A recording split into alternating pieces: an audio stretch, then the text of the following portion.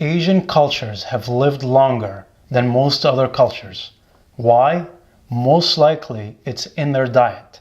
Today we have an episode about the Asian diet, something that most practitioners have to be so confident in when they talk to their patients.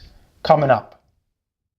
So out of balance, and they give up the meat and they start coming more into balance and they feel better. I feel lighter. My bowels are working better. I should have done this years ago, but you don't Can you want to have tell a us lot of more it. about that microwave destroying energy of the food? The small intestine is a tube and it's got these little hair-like projections that line it that help to move the food through and reabsorb the fluid. The oil in coffee kills them. Just anyone out there and you want to know how Asians live for a long period of time? This is it.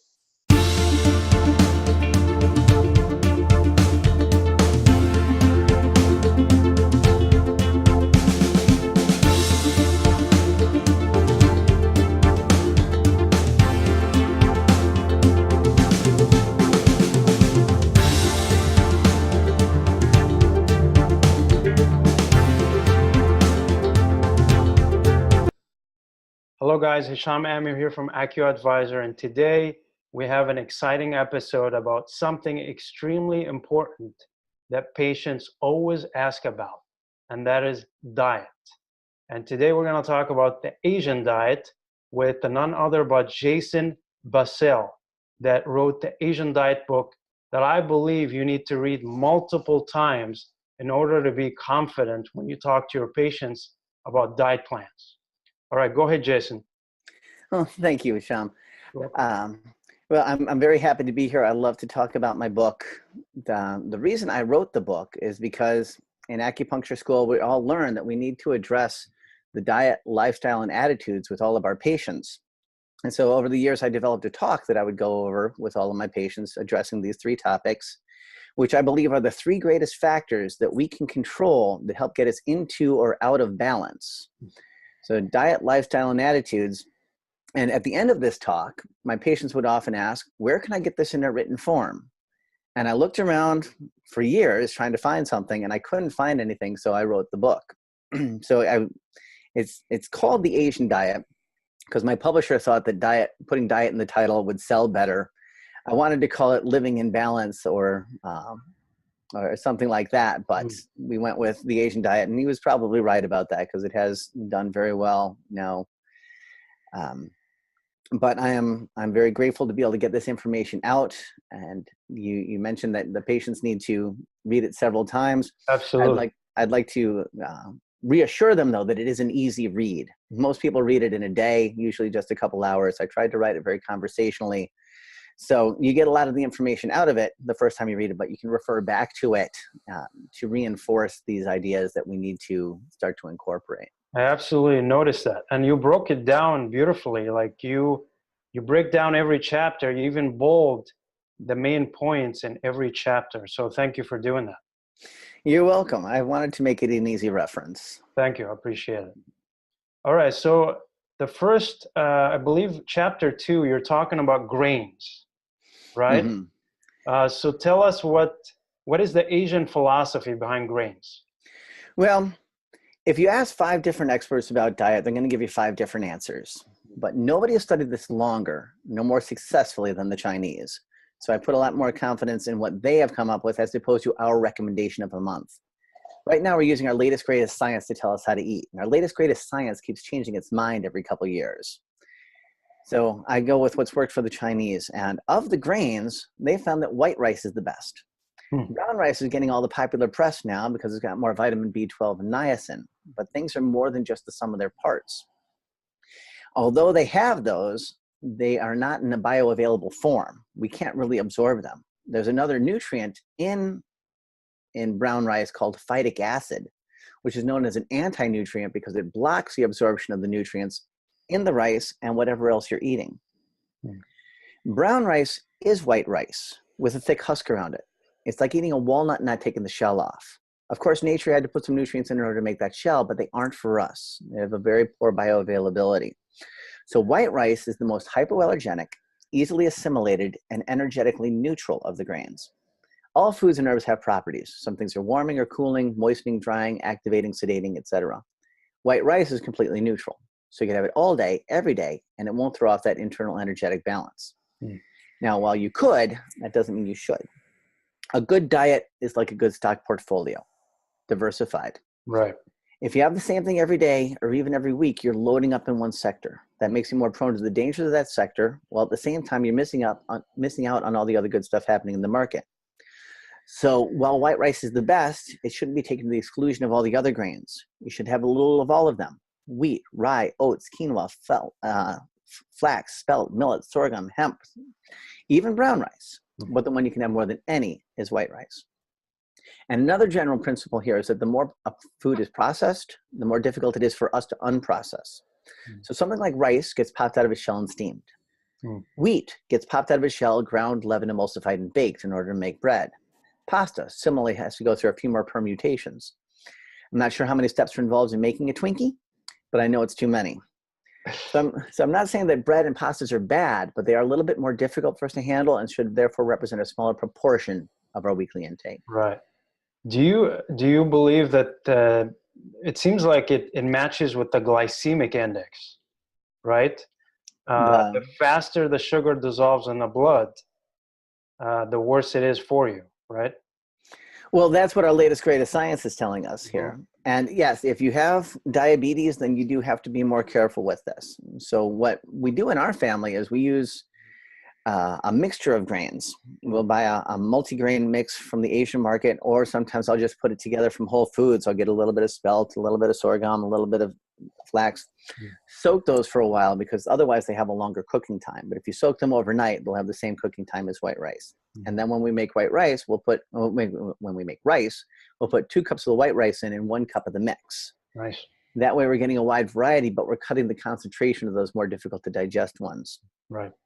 But you're right, it does have a high glycemic index, white rice by itself, and you shouldn't eat a ton of it. So it's more of a side dish and is something to help fill us up. But the bulk of the diet should be more of the vegetables. Asians, this is, I guess, what most people believe. They live the longest for a reason. And there's something to definitely think about when you read this book, because some of it maybe goes against some of what we know in modern science. Yet Asians live longer than most cultures around the world, right? Yes, especially if you take out the infant mortality. The Chinese, the Japanese, and Koreans live a lot longer than Americans. They also have a lot less diabetes, a lot less hypertension, a lot less obesity. That is, as long as they are following their traditional diet. We thought for a while that Asians just had a skinny gene. But once they move to America and they adopt the American lifestyle and diet, they get the same incidence of heart disease, diabetes, and obesity. And unfortunately, the American diet is now making its way into China. And you can chart the increase in diabetes, heart disease, and obesity following 10 years after McDonald's comes into a region. Right. And so if they follow their traditional way of eating, they do much better. They have much better health outcomes. But I'd also like to clarify that you don't have to eat Asian food in order to follow this, because Korean food is very different from Chinese food, which is very different from Vietnamese and Japanese, etc. But they all adhere to the same principles, which I tried to outline in the book, which are balance and moderation, mostly cooked vegetables, a wide variety of easy to digest grains, simpler is better, a little bit of meat, little to no dairy, little to no processed foods. So we can adapt those principles to the foods that grow here. We don't have to be having bok choy and water chestnuts with every meal as they do in Chinese food, but we can adapt those to the foods that we have here and follow the Asian diet principles with an American palette of foods. Got it. Yeah. All right. So the next chapter, you're talking about vegetables. What's the Asian philosophy behind vegetables? Cooked vegetables are better than raw. Got it. In America, we think that salad is the healthiest thing we can eat, especially for weight loss. But we all know people who are big and they eat big salad every day and aren't losing weight. Everything you put in your stomach that's cold and raw, you have to heat and cook. That steals your energy and slows your metabolism. So the Chinese have very few foods raw. Their vegetables are almost always cooked or pickled, and these are forms of pre-digesting. Now, there's a raw food fad right now that's saying that when you cook a vegetable, you destroy all its nutrition. It's not true. Lightly steaming or sauteing, you do destroy about 10%, but that remaining 90% is then unlocked and available. The cell walls of vegetables are very thick and well protected. If you eat a raw carrot, you're going to put 100% of that nutrition into you. But we can only pull about 10% of that out in the processing. It takes a long time, slows our metabolism. Most of it will eventually pass through. But if you cook the carrot, you put 90% of the nutrition into you, it is unlocked. We can get all of that nutrition. It passes through much quicker, giving us all the energy and speeding the metabolism. So another important thing is the variety. The average American has a rotation of 7 vegetables they eat in a year. God gave us a couple more than that. Every food has something no other food can give us. So there's no amount of broccoli that'll ever equal cauliflower. There's no supplement that'll ever equal broccoli. And we need a little bit of most of those, particularly those which are available locally grown. So you should have a little bit of more foods, not too much of any one. We have this tendency to get into a rut in our culture. We find something that works. We go to the store every week. We buy the same things. We eat the same things. And I would challenge all of you, all of our viewers today, to next time you're in the produce section of the market, take a look around and take note of how many things they stock that we never touch. And slowly, maybe one new food a month, pull something off the shelf, go online, see what to do with it. What do you do with a rutabaga? What's the best way to prepare kale? What do I do with mustard greens? And slowly start expanding that palate. We have a tendency in our culture to let our tongues dictate our diet. Our tongues get to experience the food for 1 to 2 minutes. Our digestive organs will wrestle with that material for 24 to 48 hours. And the tissues that are created out of that material will stay in the body for weeks, months, or years.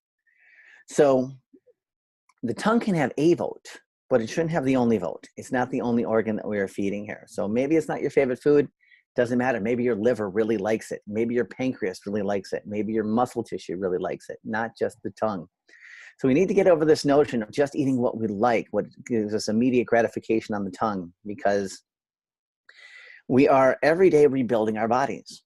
Every day in our bodies, millions of cells die, and we make new ones out of the raw material we put in. If you were going to build a house, you'd want to get the best quality of lumber you could get. Now, you're going to be in this structure a lot longer than any external structure. So when you're thinking about how to feed yourself, I'd like you to think, what kind of house do I want to build today? And by and large, you want to give yourself good material. That means organic, fresh, local when as much as possible, and a variety. I have some patients that say, I'm just a meat and potatoes kind of guy. And keeping with this analogy, I will say, okay, that's like trying to build a house out of drywall and studs. You need some flooring, you need some insulation, you need some copper piping, you need some roofing, you need some windows, you need these other pieces that the meat and potatoes can't give you. So we want to have a wide variety of vegetables, but however you change your diet or lifestyle, I want you to do so slowly and gently. To do otherwise sets you up to fail and shocks your system. Detox diets, liquid diets, fasting diets, these are all neither balanced nor moderate. The best way to get into balance is to live a little bit more in balance today, not to grossly overcompensate for yesterday. We didn't get out of balance overnight. We're not going to get back overnight. We just want to change the trajectory so that over time, we wind up back in the middle of the road. So with vegetables, you want to have a wide variety, slowly start expanding that. And you want to have mostly cooked, which is lightly steamed, sauteed, grilled is all right as well. Not microwaved, because that destroys the energy of the food. But you don't want to have. Tell us more about that microwave destroying energy of the food. Yes. There's a book called The Hidden Messages of Water, where this Dr. Emoto took pictures of water right as it was freezing. Mm-hmm. And he did these crazy experiments with it where if there was a beaker of water and they put the word love on it, then that would, when it crystallized, it gave beautiful crystals. But if they wrote the word hate on it, it wouldn't crystallize. And they did this in different languages. And they had school children just file by and say, you're good, you're bad to the water. And it affected the way it would crystallize or not. And in different languages, it's a fantastic book. It's got these beautiful pictures, these crystals. And one thing he found is that if you microwave the water, it will no longer crystallize. We are 70% water. And so the way that is in us affects our energy. Microwaving is a different way of cooking. It tears the molecules apart from the inside out. All other types of heating come from the outside in and slowly warm it and work its way in. But this tears the molecules apart. According to our latest, greatest science, we talk about the constituents of food. And we eat and we think about our constituent pieces. We need this much niacin, you need this much protein, this fiber. We didn't evolve by eating protein, fiber, or niacin. We evolved by eating food. The food has got an energy in it. We call that energy qi. In our paradigm in Chinese medicine, it flows within us, flows around us, gives all things life, warmth, animation, containment, etc. If you eat the food, it has its qi in it. We put that into our bodies, we get the qi. If you microwave the food, you'll still get all the niacin, protein, fiber, and carbs, but you won't get any of the qi from it. The qi has been destroyed in it. So this is why the folks that eat a lot of microwave food tend to have more problems with lethargy, because they're getting all the calories, which will make you fat, but they're not getting the energy, which gives you the motility and movement. Great. Next is fruit. Yes. So I noticed there's part of that chapter where you talk about the way food acts outside of our bodies is similar to what it acts inside our bodies. Tell us more about that. Yes. In America, a lot of people think that fruit and vegetables are interchangeable because they're on the same shelf on the food pyramid. And fruit is sweeter, it tastes better. So a lot of people say, well, I have to have my 6 servings. I'll just have it all fruit. But the energy of fruit is very different from that of vegetables. And as you say, the way things are outside the body is how they act inside the body. If you squeeze an orange, what'll be in your hand is thick and sticky. Squeeze a piece of broccoli, it's mostly water. Yeah. So in Chinese medicine, we're very concerned with circulation. The qi, blood, food, fluids, thoughts, and emotions should all freely circulate. Sticky impairs that free circulation. So we should have a little bit of fruit, and you should have some every day, but not in excess. We want to have vegetables in excess, fruit in moderation. Juice and juicing right now are very popular. They violate the moderation principle. The whole book can be summed up in 2 words: balance and moderation. Balance and moderation are the keys to health. Juicing is not moderate. I had a patient a couple of years ago, bought a juicer and came in, was all proud. He said, "Hey, doc, I had a whole head of celery for breakfast this morning." I said, "When would you ever eat a whole head of celery? That's not balanced." So I do like the whole food smoothies. If you steam the vegetables ahead of time, or lightly do some way to cook them so you're not putting them in raw, and you blend up the whole food, that's fine. But just taking the juice out, it's a concentrate. We want to do that in moderation. Now, to be honest, I will have orange juice every now and then, but I will water it down. So I'm cutting the concentration of it. But juice and juicing are not part of a balanced, moderate diet. Yeah. And the fruit has got the sticky, damp nature. This is particularly true in the tropical fruits. And in the tropics, you need that. It's hot, you're sweating. You need to replace those fluids. You need to hold on to those fluids. You need a sticky, damp nature there. I'm in the Midwest. The sort of fruits that grow here tend to be much drier. Apples, cherries, even watermelons are not dry, but they're nowhere near as sticky as like a pineapple juice. So it's better to have more of the foods that are available in your climate. Right. Is it true? I mean, I hear sometimes that originally most people ate fruit only in the summertime. Yes. Is that true? Yes, we didn't, because it didn't grow, and we didn't have refrigeration, and we didn't have this worldwide transportation. And once people figured out how to can it, then that was enabled them to keep it a little bit longer. Yeah. But I'm not a big fan of canning. I do like freezing. Freezing is an acceptable way of preserving things. In nature, a lot of things freeze over the winter and come back to life. Nothing crawls into a tin can to make it through the winter. So your best choices are fresh and local, organic. Second best would be frozen organic. Third would be local non-organic. Fourth would be distant non-organic. That goes for fruits and vegetables. Got it. Okay. It's great. Good information. Thank you. Next, we're going to talk about meat, fish, tofu. So tell us more about that. Well, most Americans have way too much meat, and that's not good. It's clearly associated with myriad health problems. We violate the moderation principle with it. We have too much of it. But vegetarians go too far on the other extreme. The Chinese have found that a little bit of meat is best for most people most of the time. And by a little, we define that as 2 ounces twice a week. And most Americans surpass that weekly allowance on a per meal basis. But there are some things that we can get from meat that we can't get from other foods. And what we get in the Chinese medicine understanding, and it doesn't sound appealing at all, is blood. Blood nourishes the tissues, blood cools and calms the organism. There's no vegetable that can supplement blood the way that mammal meat does. Poultry doesn't do it, fish doesn't do it. We need a little bit of mammal meat. Now, most people have been eating way too much meat, and they're out of balance. They're out, let's see if I can get you in here. So out of balance, and they give up the meat, and they start coming more into balance, and they feel better. I feel lighter. My bowels are working better. I should have done this years ago. And then they keep going, and 5, 10, 15 years later, they get out of balance this way. And they start developing problems, which we recognize in Chinese medicine as a blood deficiency. They become more pale, more sickly. They become less resistant to disease. It throws off the menstruation. Pregnant vegetarian women, it's well known, have a tougher time getting pregnant than non-vegetarian women. And they never put it together that it's the meat. It's saying, I gave up meat 15 years ago. Why am I only having these problems now? Well, because you had a big excess to work off, and because food changes take a long time to play out. So if any of our viewers today are vegetarian, I'd recommend that you slowly start reintroducing a little bit of high quality, organic, grass-fed, pasture-raised meat into your diet. And you want to do it very slowly because it's difficult to digest and it could be unpleasant for you. So I'd say just take half a bite and that's it for the week. The next week you go to a full bite, or a beef-based soup is a good way to start as well, with just a little bit of hunk of beef in there. And amongst meat, red meat is not worse than white meat. There are some things that we can get from chicken that we can't get from beef, and vice versa.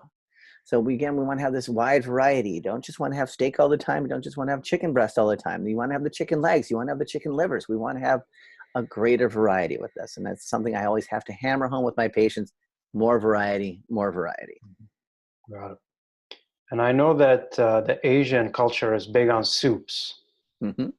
What's the philosophy behind the soups with Asian cultures? They have soup with almost every meal. Soups are easy to digest. And it was written in one of the classics by a famous Chinese medicine author that you want your stomach to be a 100-degree soup. So it gives more base for the food to dissolve into. It's a very nourishing way, especially the bone marrow soups. It's a great way to get extra nutrition in each meal. I advocate against raw and cold foods, and people will often say, but Asian diet, what about the Japanese? They eat the sushi. Well, they don't have sushi every day, but when they do, they'll have it with hot rice, hot tea, and hot miso soup. So those will help to cook the food, cook the fish as soon as it hits the stomach. It's a great way to fill yourself up. It's a great way to nourish yourself. And so yes, the Chinese have soups with most meals. Particularly in the winter, I recommend that my patients have soups and stews because they're easy to digest, very nourishing. You can get away a little bit more with the raw and cold in the summer, but even then, the Chinese will still be having soups with most meals. Gotcha. What do you think of dairy? Dairy. Well, you should have a little of most foods. You don't ever need dairy. Dairy is designed by nature to grow tissue. Now, no food is inherently good or bad. They all have their indications, and there is a medical indication for dairy. That indication is emaciation. If you are dangerously thin and malnourished, then we want you to have some dairy because that'll help fatten you up. That is not the case for most Americans, or really most people in the world anymore. Dairy is designed by nature to grow tissue. It's designed for infants. By the time we have a full set of teeth, we don't need it anymore. Infants can turn that dairy into usable tissue. They have the proper digestive enzymes, but that shifts by the time we have a full set of teeth. That is nature's way of telling us it's time to move on to solid foods. In a toddler and beyond, so in adult bodies as well, the tissue it turns to is phlegm. And phlegm can manifest many different ways. One of his favorite places to get here into the sinuses with sinusitis and rhinitis. You can also hang out in the throat with a postnasal drip. It can drop down to the lungs, including clear breathing. You can get into the brain, including clear thinking. It can lodge between the skin and the muscles as fat. It can also congeal to form cysts, fibroids, and tumors. The Chinese understand cancer and these other abnormal growths as being basically phlegm balls, and they saw more of them in the populations that had dairy. Recent research out of Cornell has shown that casein, the protein in milk, is carcinogenic. And a study out of Harvard showed that commercial milk and milk products were carcinogenic, cancer-causing. Now, the U.S. Dairy Council would like us to believe that we need to have our 3 servings a day or our bones will go brittle and break. And the U.S. Dairy Council, people need to realize, is a professional trade group. It's made up of the people that produce and distribute milk. So they have a vested interest in us believing that it's good for us and buying more. Mm-hmm. So they're true. It does have calcium. What they don't tell you is the casein, which is a highly acidic amino acid, which requires your calcium carbonate from your bones to neutralize. Every acid you pour in your body, you have to neutralize, and our natural base is the calcium carbonate. Some of it is free-flowing in the blood. Once we use that up, the body has to take some from the bones. Yeah. So the parts of the world that have highest rates of milk and milk product consumption have the highest rates of osteoporosis and hip fractures. So don't believe the hype. We don't need it. Now, within dairy, there is a gradient. As I had said, the way things are outside the body is how they act inside the body. So skim milk is the lightest, wateriest, arguably least damaging. You got whole milk, it's thicker. Cream, thicker still. Cheese is the heaviest, densest, thickest, stickiest part of dairy. So if you want to be heavy and dense, you want to put a lot of cheese in you. And ice cream is the trifecta of cold, sticky, and dairy. I'm so sorry. I know it's delicious. And you can have it in moderation, but it's not good for us, and we want to keep that to a strict moderation. Sorbet is cold and sticky, but at least doesn't have the dairy. So cut your intake of ice cream by adding some sorbet in between. And not every day, not even every week, but you can get away with everything in moderation. You can even have cocaine and heroin in moderation according to the system. Now, a lot of people have trouble keeping those in moderation, so I don't recommend you run out and score. But it illustrates the point. It's what we do every day that catches up to us. Occasional indulgences are fine and even desirable. Mm-hmm. Makes sense. Beverages, I see you have a whole chapter on beverages. Yes, in America, we have ice cold beverages with all of our meals. And I said we want this to be 100-degree soup. Everything you put in your stomach that's cold and raw, you have to heat and cook. In China, they have hot tea with all their meals. This is one of the reasons why the Chinese are thin. It speeds the digestion, whereas the cold inhibit the digestion. It also gives us energy by putting in warmth rather than stealing our energy. There's a notion that you want to give yourself difficult digestion. You want to make your body have to work harder. That'll make your metabolism go faster. That to me is like saying, I want to make my car go faster, so I'm going to put 2,000 pounds in my trunk. This is not a muscle like the bicep. It doesn't develop more that you work it. The harder you make it for it to work, the slower it's going to work. So in China, Japan, Vietnam, they have the green tea with all their meals. A, it's warm, but B, green tea dissolves fat, which is one of the most difficult things to digest. So of the warm beverages, it is the best. Plus, it is chock full of health benefits. It prevents heart disease, vascular disease, cancer, cavities, increases metabolism, decreases appetite, regulates blood sugar and blood pressure, lowers lipids, triglycerides, and cholesterol, strengthens bones, reduces pain, improves mood, increases endurance, and prevents chromosomal damage in the eggs and sperm. Number one beverage should be water. Body temperature is best, room temperature is good, ice cold is worst. Number 2 should be green tea. Everything else should be a distant third. Mm-hmm. A lot of people have a coffee habit, and they think it's not bad. I just have 2 cups a day. And I will tell them, okay, so that's only 700 cups a year? Like, oh, wow, that adds up.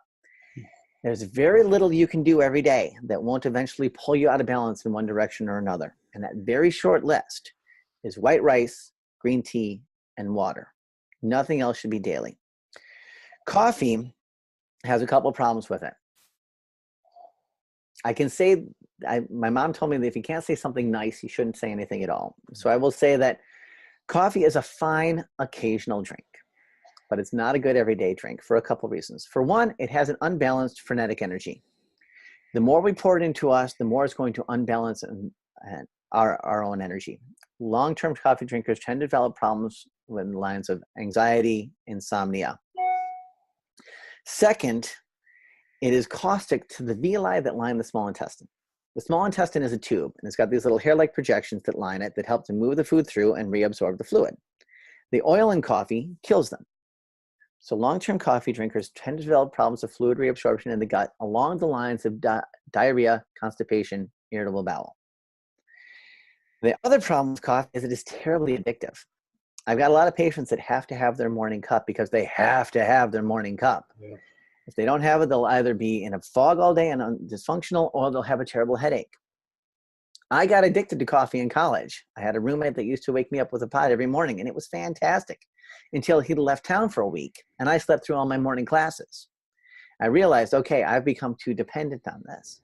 So I'll have it a couple times a year if I really need something to pick me up, and I can enjoy the flavor of it. But your everyday drink should be green tea. Save coffee for more special occasions. Soda is terrible. Of course. And Diet Coke and Diet Cola, Diet Pepsi are probably the worst ones. The sugar substitutes confuse our body. They confuse our pancreas. There's a lot of evidence that it contributes to type 2 diabetes by confusing that pancreas and our insulin system, because we taste the sweetness, but the sugar's not there, so it confuses the body. Coca-Cola and these other commercial colas have got a lot of chemicals in them. You can YouTube, they can dissolve rust, they can eat through all sorts of materials. We don't want to put those in our bodies. If you want to have a cola, every once in a while, go to Whole Foods, get the 365 brand. I have no commercial affiliation with the organizations, but it just has cola bean, filtered water, cane sugar, and sea salt. These are 4 ingredients that we've evolved with, 4 things that our body knows what to do with.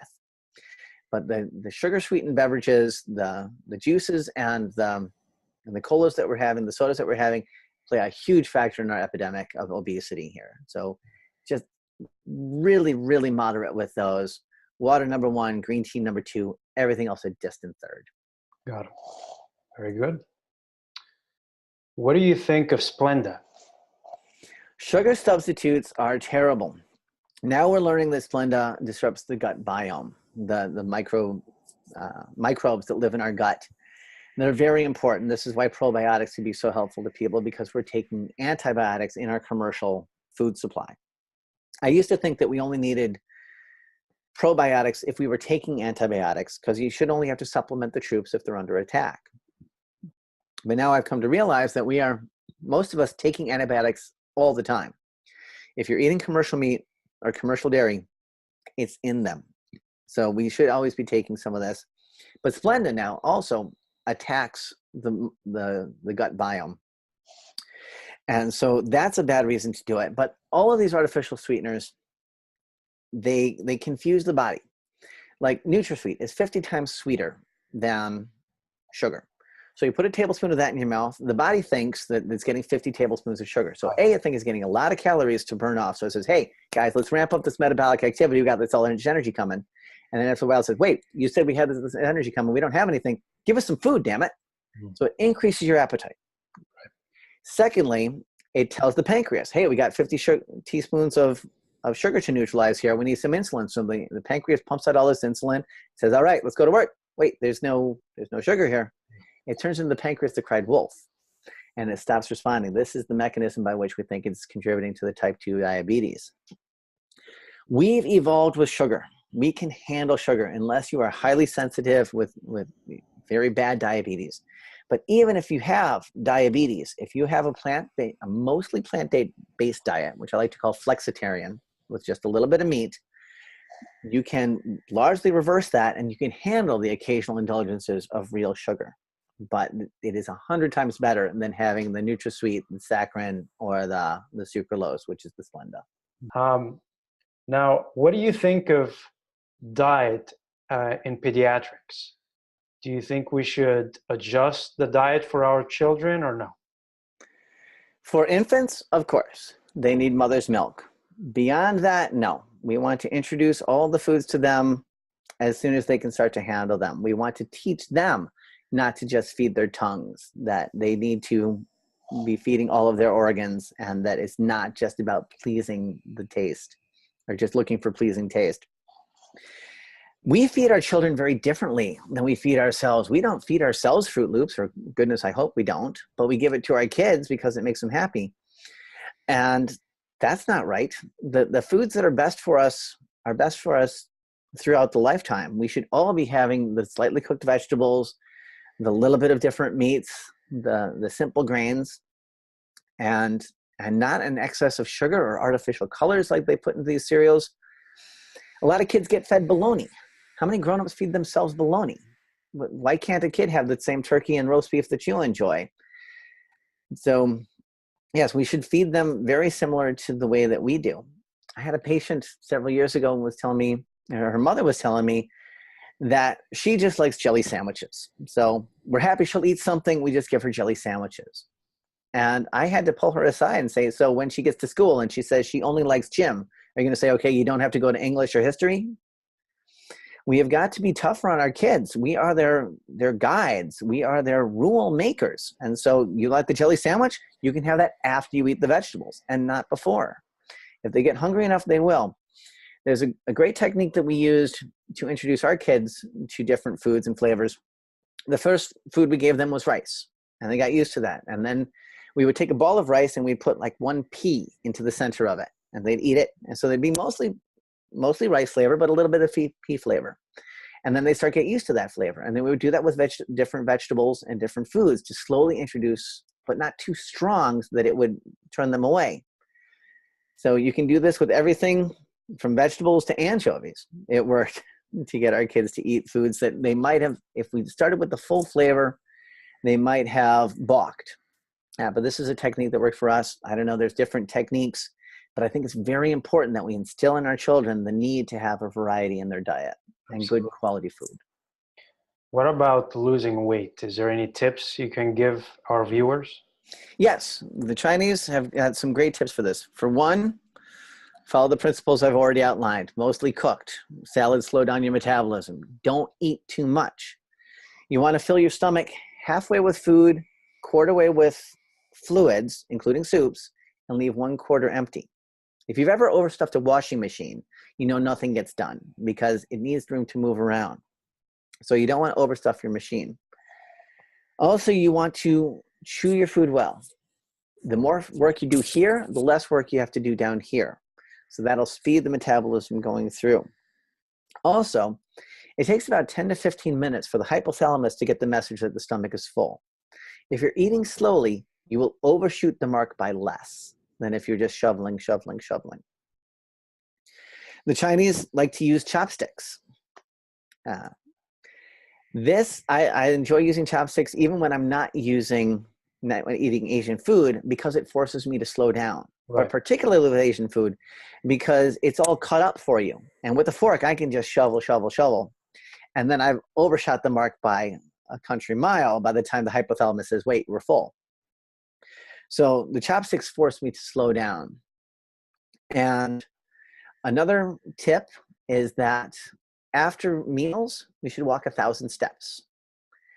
1,000 steps to me takes about 10 to 15 minutes. If you get in the habit of moving after you eat, you'll get out of the habit of eating to the point where you can no longer move. It is also recommended that after meals, we rub our stomachs in the direction of the colon. The colon comes up on the right side, over on the top, and down on the left. So just gently rub your stomach around like this for a couple minutes. This stimulates the second half of digestion, which makes room for the first half. So those are the quick tips to improve the weight loss. Nice tips. All right, guys, this is the actual book right here. Okay. And something you absolutely need to have in your library. It's essential in patient education. And whether you're an acupuncturist or any kind of practitioners or just anyone out there and you want to know how Asians live for a long period of time, this is it. Okay. So thank you, Jason, for being on Acu Adviser. We appreciate your time. And thank you for writing an amazing book. Thank you so much. It's been my pleasure. I appreciate it. Thank you. Bye-bye.